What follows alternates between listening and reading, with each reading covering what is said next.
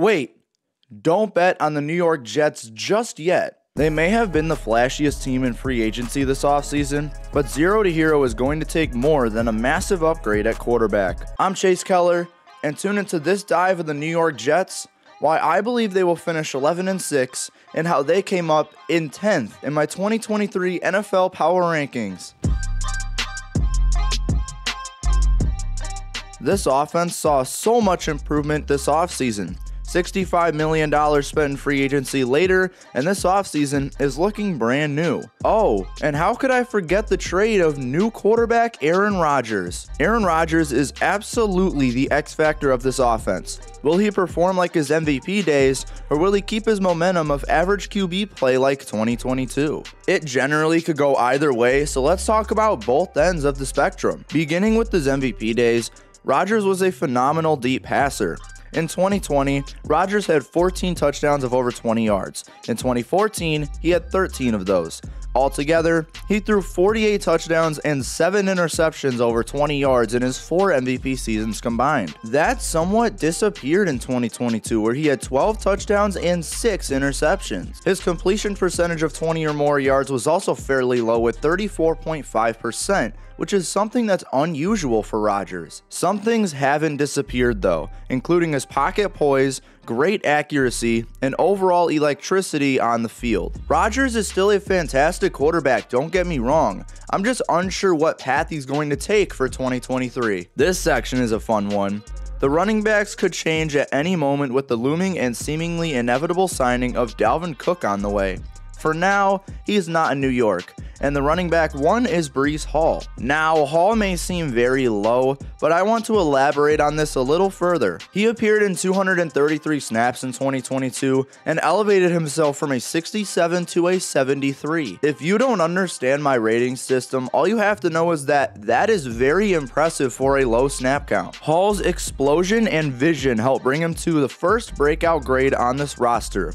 I'm expecting a boost up to the 82-84 overall range if Cook goes unsigned. Behind Hall, there is Zonovan Knight, who I thought was another mid-third round talent out of this draft. He only went up 2 overall points, but he was still impressive. I liked him because of his fantastic vision and dual threat ability. He may be under average athletically, but he does enough to be a viable second option. Michael Carter is another guy here, and he's a dual threat option, just not great at either end. He's a good third option nonetheless. The wide receivers are a group that took a step up this offseason, and it's finally time to give Rodgers a great wide receiver core. When it's all said and done for Rodgers, Garrett Wilson will be the second best receiver that he will have ever thrown to.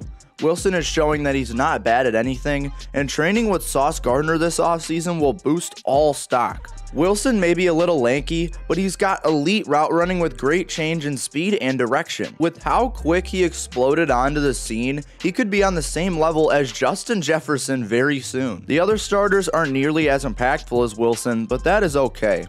Mecole Hardman was a very solid addition to this offense, and hopefully he can finally show what he can do. When he is healthy, Hardman is a great playmaker with elite deep speed. Sure, he's a little small, but the Chiefs developed Tyreek Hill at nearly the same size. So if a great quarterback developed Tyreek Hill, who said a great quarterback can't develop Mecole Hardman? Allen Lazard jumps from Aaron Rodgers to Aaron Rodgers as he follows him to New York. Lazard is a manageable starter with his reliable hands and 3-level ability.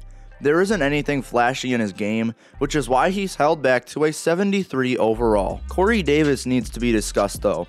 He hasn't taken that next step with New York yet, but he's a great deep threat to match Rodgers' elite arm talent. Will Davis finally take the next step in 2023? Let me know in the comments below. Let's move on to the tight end room, which has an interesting chart to say the least.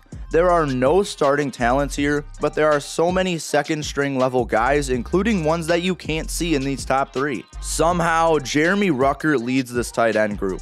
I had a late second round grade on him, and while he didn't show much in his rookie year, he still remains at a 67. I scouted some fantastic blocking with upside in the receiving game. They don't particularly need a receiving tight end at the moment given their depth chart, but he does have some fantastic catch radius. That receiver here is Tyler Conklin, who, while he showed some career best last year, he still wasn't anything too great. He couldn't do anything past 15 yards, and he wasn't targeted in the red zone as much as he should have been. He also fumbled twice, and as a tight end, you need to be good at ball security. And CJ Uzomah is also here, and he's just that guy who will bring it all at an average level. Nothing in his game is great, but he's also not a guy who is going to be a cut candidate. The Jets also drafted Zach Kuntz in the 7th round of the 2023 NFL draft, and he deserves so much better. I had a mid-4th round grade on him, and now that he's this team's tight end 4, I'm a little concerned. And then the offensive line is a big reason why this offense is ranked 17th in the NFL for me.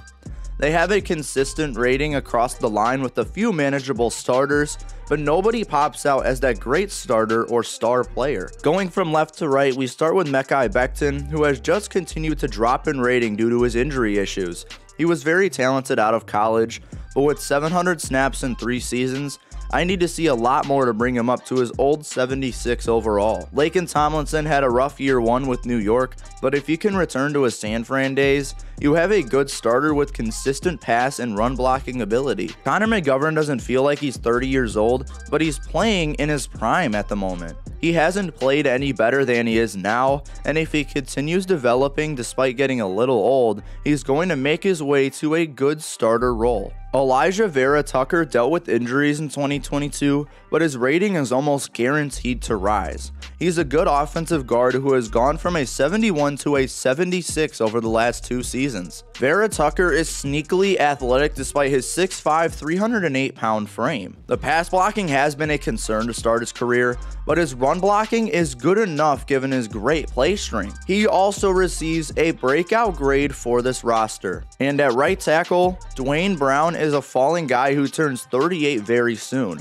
He's replaceable, but he's nothing awful being in that great backup tier. The offensive coaching is one that needs to be discussed. Nathaniel Hackett used to be a great offensive coordinator, but after his stint with the Broncos in 2022, can we trust him to run an offense? Hackett reunites with Rodgers to run a short passing attack with scarce deep plays. He's a consistent coach as an offensive coordinator, as he likes to share the ball while running as much of the clock down as he can. I just don't like this signing because of how many deep opportunities he prevented in 2022. With a guy like Aaron Rodgers, you have to let the rock fly. To summarize, this offense is slightly overrated, but they're showing 2 breakout grades and a ton of upside with Aaron Rodgers at quarterback. If Rodgers and Hackett can work at their best, this offense will be fantastic. So now, let's discuss the defense.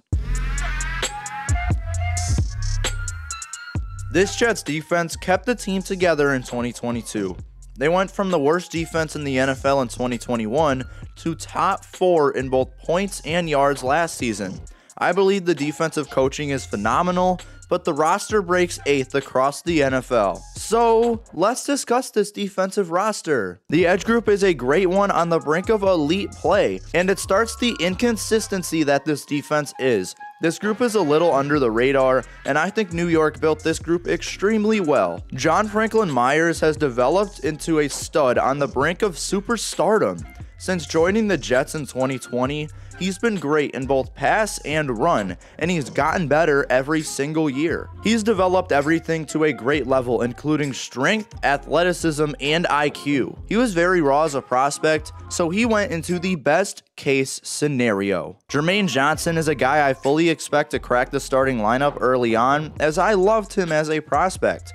He only played 300 snaps in 2022, but in those snaps, he was great at shutting plays down. Johnson has a wide skill set, but I loved his ball tracking skills the most. He always has an eye for where the ball is, and he rarely gets lost on plays. Jermaine Johnson is the 3rd and final breakout grade on this roster. For now, though, Carl Lawson is the starter.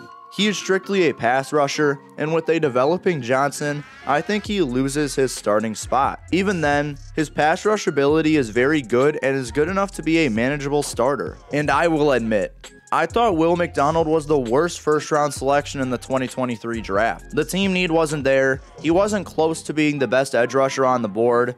It was just not a great pick. Yet, he's got a lot of development to bring and upside in both the pass and the run. The interior defensive line has Quinnen Williams, but that's about it. Having that superstar talent is going to help out a lot, but there's always going to be a lingering hole on the inside. With Williams, he was quite possibly the best interior defensive lineman last season. He did so well in the pass with flashes in the run, and that goes without mentioning that he could really do whatever he was asked. Behind Williams is where it gets mediocre. Al Woods should be that number 2 inside guy, and while he may be 36, he's still a special defensive tackle. He's a great run defender, putting together 22 stops in 2022 and 31 of them in 2021. I just don't really understand how this next guy is projected to start over him. That projected starter is Quinton Jefferson, who in my rating system is a back of roster guy on the brink of a cut candidate. He hasn't been good since 2019, and he hasn't been average since 2019. The number 4 interior defensive lineman is a cut candidate, with Solomon Thomas being an absolute bust since going 3rd overall in 2017. The linebacker core is what holds this defense back to 8th. There's some guys I find as overrated, but overall, they have just one guy who is more than just a manageable backup or back of roster guy. CJ Mosley is first up, and he's that starting caliber guy who is serviceable in coverage and run defense. He's great at preventing touchdowns and holding receivers and runners to a short gain. There are some issues though, as he's not a flashy guy and he does have some okay instincts. Then it gets bad. Jamien Sherwood has played about to my expectations, playing minimal snaps due to not being that talented. Yet, he's a projected starter this season, and he's a big prove-it player for the Jets. In fact, I believe in him from what I've seen. Sherwood is that phenomenal linebacker-safety hybrid who has great instincts everywhere on the field. And then there's Quincy Williams, who is heavily overrated. He's a solid run defender, but an absolute liability in coverage, surrendering a passer rating of 101.3 the last 2 seasons. And Chaz Surratt is linebacker 4 with 0 career snaps. I don't really know why he hasn't played any snaps, but that's way too concerning for the 4th best linebacker in this group. The cornerbacks are elite and ranked as the best positional group on this defense. Last season, this group blew up and formed into a top tier one, and it's primarily due to this great cornerback duo. Sauce Gardner worked himself into a maximum 15 overall gain last season. His coverage numbers were elite last year, and later in the season, he formed into an all-around stud with potential to be the best defender in football. His rookie season was historic, allowing a 49.9% completion percentage and only allowing 1 touchdown. He missed 7.6% of tackles, made 16 run stops, broke up 14 passes. He was just elite. And that's why DJ Reed is going under the radar. He also broke out last season, being nearly as elite as Sauce was in coverage. Reed has constantly been under the radar, but his great start to last season brought a bunch of attention onto him. When Sauce started consistently being elite, that attention drifted away from Reed. Reed is coming very close to stardom, but for now, he's a good starter. Michael Carter II was also underrated last year. He only allowed 9.7 yards a reception last season with 6 pass breakups and a passer rating of 83.5. The rest of this group is not great and not really worth mentioning. Just know that this duo is phenomenal and will continue to be phenomenal for 2023. The safety group made leaps for the 2023 season, and a new signing saves this group from falling into the bad tier. That signing being Adrian Amos. Amos had a massive setback for 2022, giving up too many yards in big plays as a deep safety. Beforehand, he was once a great safety. He's now in his 30s, and that is typically when play starts to fall. He's been a great coverage safety before, so who says a change of scenery won't bring that back? Jordan Whitehead is a manageable starter for a replaceable position. He's really only great for coverage, but for a guy who primarily plays the deep safety role, that's about all you need. Tony Adams is a guy I liked out of the 2022 NFL draft, and he showed promise after going undrafted. Ashton Davis has fallen down my ratings due to some underwhelming performances in coverage. The defensive coaching is one to note here. After a bad 2021, Robert Saleh is here to put New York back on the map. Saleh is a 4-3 coach with pressuring tendencies.